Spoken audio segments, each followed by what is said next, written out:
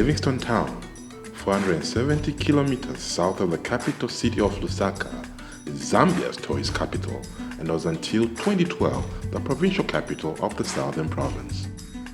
The population of its inhabitants is estimated to be at about 136,897 as of the 2010 national census. The nearest towns are Zimba and Kazungula. Its main places of interest are the amazing Victoria Falls, wildlife found in Mosotunya National Park, the Railway Museum, and the Zambezi River.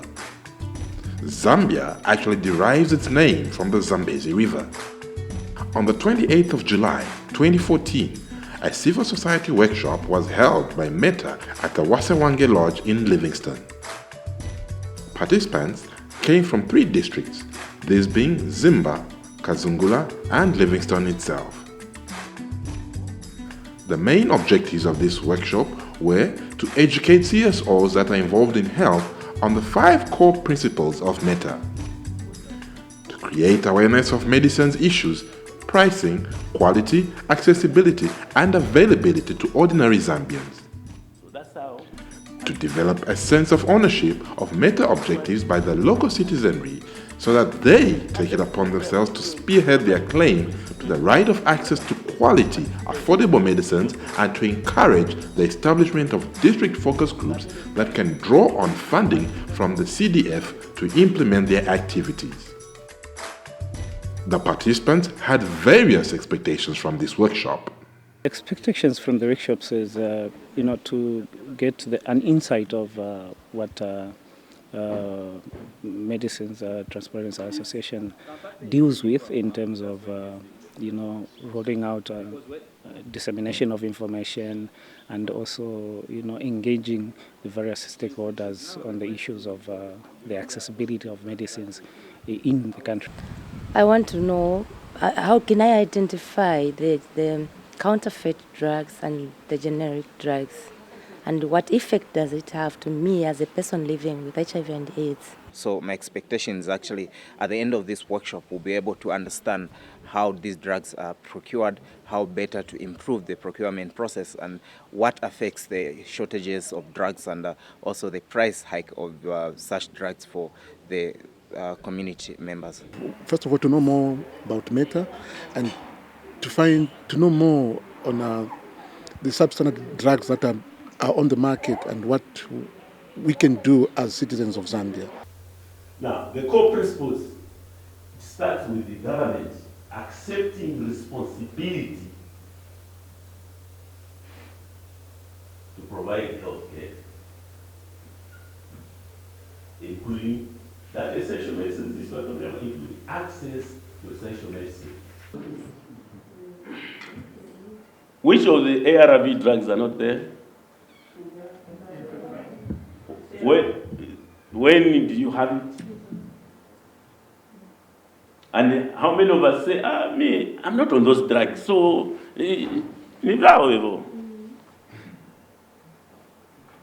all we are trying to bring up now is that let's be concerned about all health issues. The rest of the Meta core principles are: 1. Governments are responsible for providing access to healthcare, including access to essential medicines. 2. Stronger and more transparency systems and improved supply chain management will increase access. 3. Increasing equitable access to medicines improves health and enables other human development objectives to be achieved. 4. Improved information about medicines can inform public debate and provide a basis for better policy. A multi-stakeholder approach that involves all sectors, private, public, and civil society, will lead to greater accountability.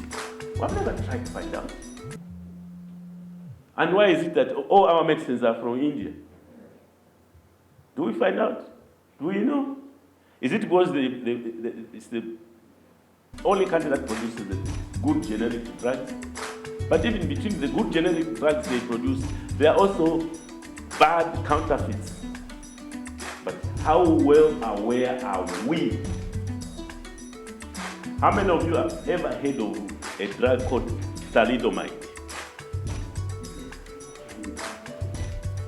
That drug was big news in the 1960s. It was German manufactured, and it was marketed that it was a good drug for a pregnant woman so that she can't have morning sickness. But it became a very big disaster. But to fight it, to stop it, was also a big challenge. Because what was discovered in the end, children were born without limbs, at times no arms, no legs. It was very disastrous. And some cases are still going on, some litigations. So, medicines are a concern. I'm giving you a graph that is one of the most extreme and very black part of medicines and how doctors can influence. And that's what also brings up the issue of the need to differentiate between a doctor prescribing and a pharmacist dispensing.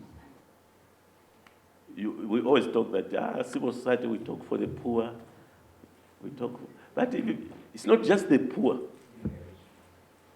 We have to talk for everybody. You find that some people may, you mean that's how that is? When you provide the information, it's, Eureka, I've seen the light. This sector is very vulnerable to corruption, okay? I cannot lie to you that just between you and me, I've been approached by companies where they'll say, they'll give you this so that you buy drugs from them. But that is where now you have to have integrity to know that in doing that, who's going to suffer? It's the people on the bottom. The patient will suffer, okay? So because there's a lot of money involved, there's a lot of companies that are now competing, and if they know that at Livingstone General, the pharmacy in charge is that one, so he's the one who selects with the committee what drugs to buy, let me give him something. That is where now the issue of integrity comes in, okay? So Transparency International estimates that on average, 10 to 25% of the public procurement spending, including the health sector, is lost due to corruption. At the end of this one-day workshop in Livingstone, were people's expectations met? Yes, my expectations have been met. I've actually learned a lot. You know, this has given us enough information on how we could